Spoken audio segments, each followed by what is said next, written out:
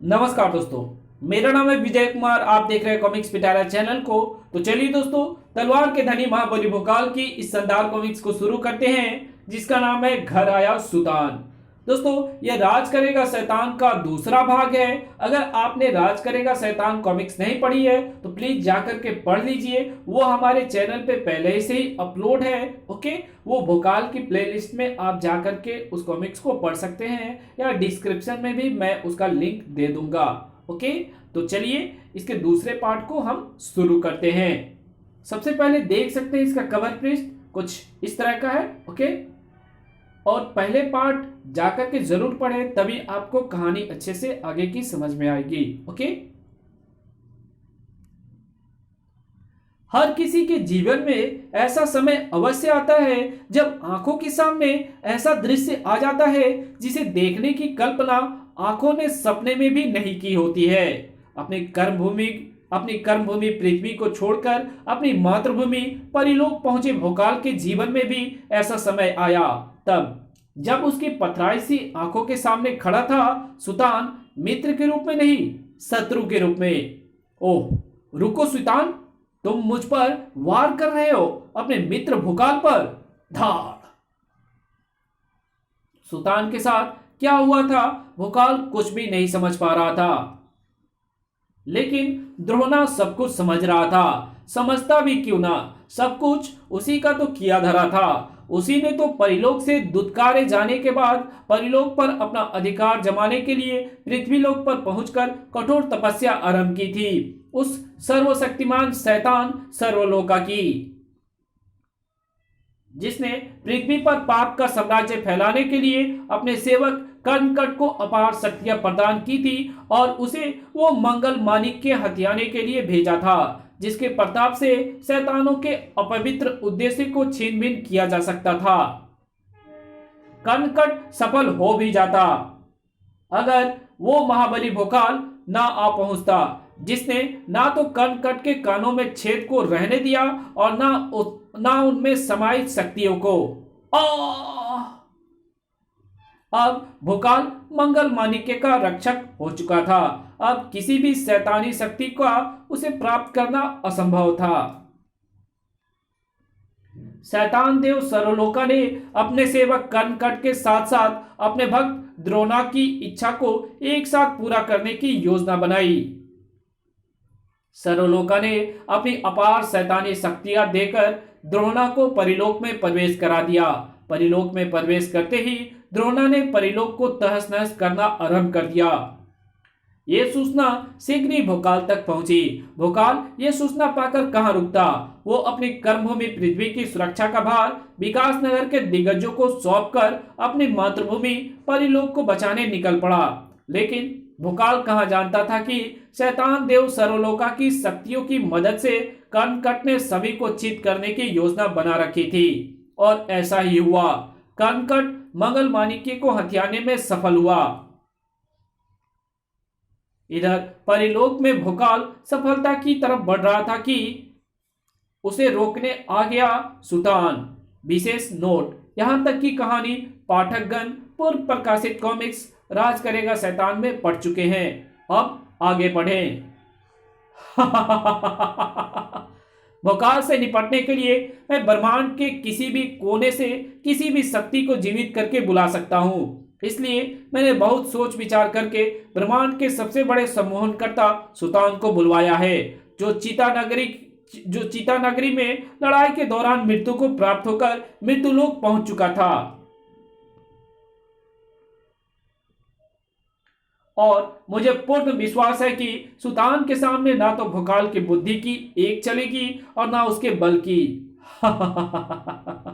सुल्तान, ये तुम क्या कर रहे हो सुल्तान? तुम मुझ पर प्रहार कर रहे हो। क्या हुआ है तुम्हें सुल्तान? मैं भोकाल हूं, तुम्हारा परम मित्र भोकाल, पहचानो मुझे। ये मेरे सिवा किसी को नहीं पहचानेगा भोकाल। ये मेरा गुलाम है। ओह, मेरे दुष्ट चाचा ने सुल्तान को किसी तरह अपने कब्जे में कर लिया है, इसलिए सुल्तान मेरी एक नहीं सुन रहा। धाड़। ऐसे में सुल्तान मेरे लिए घातक सिद्ध हो सकता है। इसलिए मुझे भी सुल्तान के वारों का प्रतिरोध करना होगा। उसके वारों का इस तरह उत्तर देना होगा कि उनसे सुल्तान को अधिक नुकसान ना पहुंचे। तूने भी सुल्तान पर वार करना आरंभ कर दिया है भोकाल। अच्छा है, यही तो चाहता हूं मैं। मैं सुल्तान पर वार करूं, इसके पीछे इसका क्या उद्देश्य हो सकता है? भोकाल के मस्तिष्क को तो कुछ सुझाई नहीं दिया, लेकिन आंखों को बहुत कुछ दिखाई दिया। ओह, ये क्या हो रहा है? परिलोक की धरा और भवन एकाएक विचित्र आकार धारण कर रहे हैं, क्यों? उत्तर बहुत ही अप्रत्याशित और खतरनाक था। धार। ओफ, ये सब मेरे लिए किया गया है। मेरे दुष्ट चाचा का मुझे समाप्त करने का यह नया आक्रमण है। अभी इसे तहस नहस किए देता। कड़ाक हूं। इस तरीके से इन्हें समाप्त करने में देर लगेगी। मुझे अतिशीघ्र समाप्त करने के लिए मुझे अपनी ज्वाला शक्ति का प्रयोग करना होगा।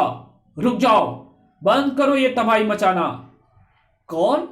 अपने पीछे गूंजी आवाज पर चौंका भोकाल। पीछे घुमा तो एक और आश्चर्य उसके सामने मोबाइल खड़ा दिखाई दिया। आप पिताश्री, आप? ये अकेली ही नहीं है, हम भी इनके साथ हैं। मां, आप भी? हाँ, तुम्हारे पिताश्री के साथ हमें भी आने के लिए विवश होना पड़ा, क्योंकि हम तुम्हारे हाथों परिलोक को तबाह होते नहीं देख सके। ये आप क्या कह रहे हैं? मैं परिलोक में तबाही क्यों फैलाऊंगा? मैं तो स्वयं परिलोक को तबाही से बचाने पृथ्वी से यहां आया हूं। परिलोक को तो ये दुष्ट चाचा तबाह कर रहा है। अरे, कहां गया वो? अभी तो यहीं पर था। और ये भौलों और धरा को क्या हुआ? अभी अभी तो इन्होंने भयानक रूप धारण कर रखा था। एकाएक सभी कुछ साधारण कैसे हो गया? इसलिए क्योंकि अभी तक तुमने जो देखा और कहा वो सभी असत्य था। सत्य तो यह है कि तुम अपने बाहुबल और शक्तियों के घमंड में चूर होकर परिलोक को तबाह करने यहां आए हो, परंतु हम ऐसा नहीं होने देंगे। हम किसी को भी परिलोक में तबाही फैलाने की अनुमति नहीं दे सकते, फिर चाहे ऐसा करने वाला हमारा पुत्र ही क्यों ना हो। मां, पिताश्री, मेरे सुनिए तो। यह समय सुनने का नहीं, बल्कि परिलोक के शत्रु को समाप्त करने का है, और हम वही कर रहे हैं। ओफ, ना मां कुछ सुनने को तैयार है और ना पिताश्री। दोनों ही मुझे समाप्त करने को उतारू हैं। इनसे बचाव करने के लिए मुझे भी वार करने होंगे। ओह नहीं, ये क्या सोच रहा हूं? धिक्कार है मुझ पर जो मेरे मस्तिष्क में अपने जन्मदाता पर प्रहार करने का विचार आया। अगर मेरे माता पिता मुझे मार ही डालने पर उतारू है तो मेरा कर्तव्य बनता है कि मैं स्वेच्छा से अपने आप को उनके समक्ष प्रस्तुत करूं और उनके हाथों अपने प्राण गंवाकर जीवन धन्य कर दूं। विद्युत की सी चपलता से लहराता भोकाल का शरीर जैसे ही भावनाओं के जंजीर में कैद हुआ, वैसे ही स्थिर होता चला गया। अब मुझे बचने का कोई प्रयास नहीं करना, इसी तरह स्थिर खड़े रहना है तब तक जब तक मां और पिताश्री के हथियारों से घातक किरणें निकलकर मेरा संहार नहीं कर देती। ओह नहीं, हथियार! ओह, सही समय पर बचा, नहीं तो मेरा शरीर राख हो गया होता। और ऐसा होते ही इनका अपवित्र उद्देश्य पूरा हो जाता, जो मेरे माता पिता क्या परिलोक के भी नहीं हो सकते, क्योंकि इनके हाथों में हथियार है। और परिलोक में हथियार के नाम पर सोई भी नहीं है। महागुरु भोकाल की तलवार के रूप में यह मात्र एक हथियार था, और वो हथियार इस समय मेरे हाथ में है। और जैसे ही मैंने अपनी तलवार का वार किया, वैसे मां और पिताश्री के शरीर हवा में घुल गए और अब ये फिर बन रहे हैं मुझ पर प्राणघातक आक्रमण करने के लिए। लेकिन ये सब चक्कर क्या है? ओह, समझा समझा। और अब जब मैं सब कुछ समझ ही गया हूं, तो मैं इस स्थिति से अपने आप को बचा सकता हूं, अपनी आंखों को बंद करके। भोकाल ने जैसे ही कपड़े से अपनी आंखों को बांधा, वैसे ही द्रोणा के कंठ से तारीफ से भरे शब्द निकले। वाह भतीजे वाह, दाद देनी होगी तेरी बुद्धि की, आखिर तू सब कुछ समझ ही गया। हाँ दुष्ट चाचा, विलंब से समझा, लेकिन मैं ये समझ ही गया कि मेरा मुकाबला सुतान से है, उस सुतान से जो अपने सम्मोहन से देवताओं तक को सम्मोहित कर देने की शक्ति रखता है। ये समझते ही मैंने अपनी आंखें बंद कर ली। इस तरह मैं सुतान के सम्मोहन से बच रहा हूं। ये तेरी भूल है भतीजे कि आंखें बंद करने से ये तेरी भूल है भतीजे कि आंखें बंद करके तू सुल्तान के सम्मोहन से बच सकता है। मैं तुझे बचने नहीं दूंगा, क्योंकि मैं तुझे आंखें खोलने के लिए विवश कर दूंगा। उन चीखों के गूंजने के साथ ही चीख उठा भोकाल। ओह, ये क्या हो रहा है? नन्ही नन्ही परियों को नर की आग में झुलसा रहा हूं, लेकिन तुझे इससे क्या? तुझे ये सब दिख थोड़े ही रहा है। तूने तो अपनी आंखें बंद कर रखी है। वैसे ये अच्छा भी है, जिस तरह ये बेचारियां तड़प रही है, जिस तरह अग्नि से इनका शरीर झुलस रहा है, उसे तू देख ही नहीं सकता था। ओफ, तड़प उठा भोकाल और अगले ही क्षण, नहीं, मैं तुझे ऐसा नहीं करने दूंगा। आंखों से कपड़ा हटाकर द्रोणा पर झपट पड़ा भोकाल।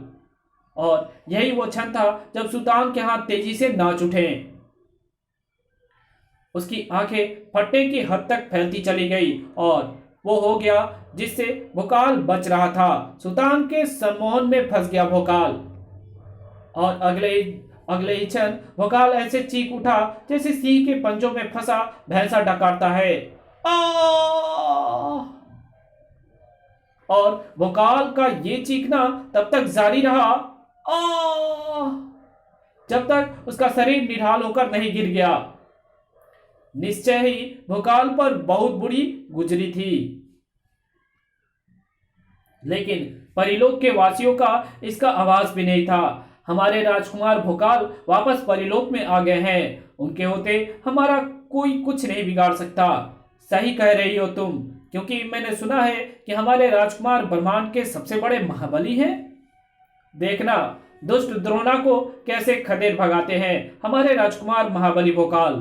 तुम जो ऐसा सोच रहे हो, ऐसा कुछ नहीं होने वाला। तुम्हारा राजकुमार महाबली भोकाल अब तुम्हें नहीं बचा सकता, क्योंकि अब वो रक्षक नहीं रहा, भक्षक बन गया है। लगता है तुम सबको मेरी बातों पर विश्वास नहीं रहा। विश्वास करो, मैं सही कह रहा हूं। अपनी आंखों से देख लो। अचंभित परिलोक वासियों को भोकाल भी दिखाई दिया और उसका भक्षक पना भी। बड़ू, ओह, हमारा रक्षक हम पर आक्रमण कर रहा है। इस समय वो रक्षक नहीं, भक्षक है मूर्ख। इससे बचो, नहीं तो नष्ट हो जाओगे। स्यू तुम तो भागकर अपने प्राण बचा लोगे, लेकिन परिलोक के ये सुंदर सुंदर भवन कहां भागेंगे? बड़ो, ये मनोरम वातावरण कहां भागेगा? त्राही त्राही मच गई परिलोक में। इस कहानी को यही खत्म करते हैं। इसके आगे कहानी पढ़ेंगे इसके पार्ट 2 में। तो मिलते हैं इसके दूसरे पार्ट में। तब तक के लिए बाय। अगर वीडियो अच्छी लगी हो तो इस वीडियो को लाइक कर देना। चैनल पे नए हो तो चैनल को सब्सक्राइब कर बेल आइकन को जरूर प्रेस कर देना, और जहां इस वीडियो की जरूरत हो वहां इसको शेयर जरूर कर देना। Thanks for watching my videos.